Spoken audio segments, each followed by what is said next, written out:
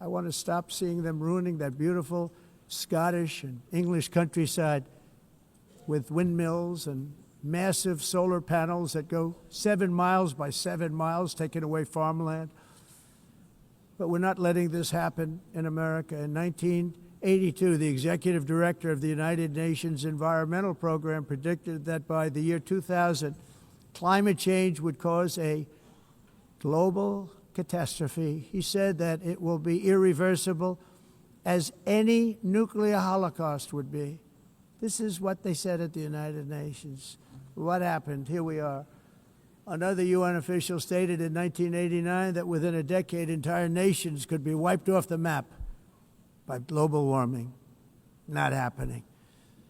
You know, it used to be global cooling. If you look back years ago in the 1920s and the 1930s, they said, global cooling will kill the world. We have to do something. Then they said global warming will kill the world. But then it started getting cooler. So now they could just call it climate change, because that way they can't miss. It's climate change.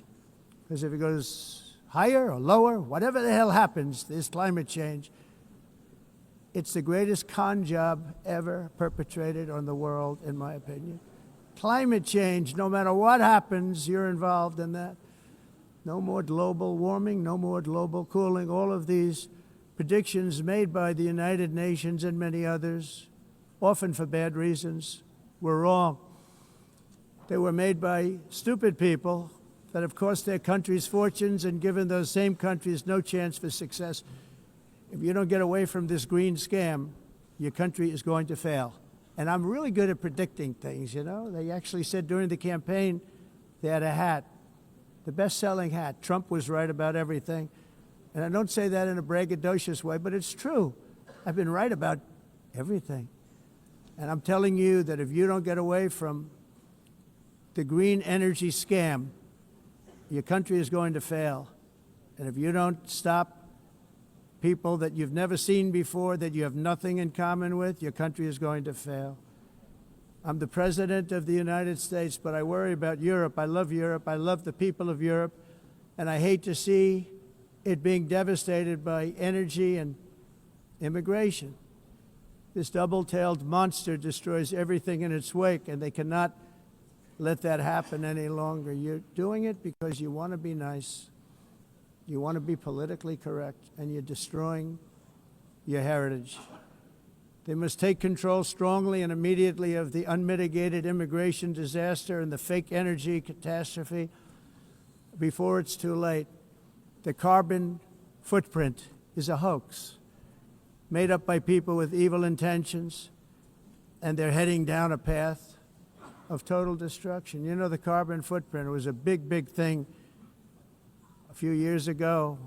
I remember hearing about the carbon footprint, and then President Obama would get into Air Force One, a massive Boeing 747, and not a new one, an old one with old engines that spew everything into the atmosphere. He'd talk about the carbon footprint, we must do so. Then he'd get in and he'd fly from Washington to Hawaii to play a round of golf. And then he'd get back onto that big, beautiful plane and he'd fly back and he'd talk about, again, global warming and the carbon footprint. It's a con job.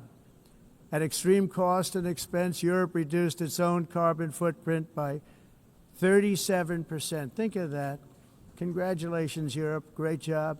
You cost yourself a lot of jobs, a lot of factories closed, but you reduced the carbon footprint by 37%. However, for all of that sacrifice and much more, it's been totally wiped out and then some by a global increase of 54%.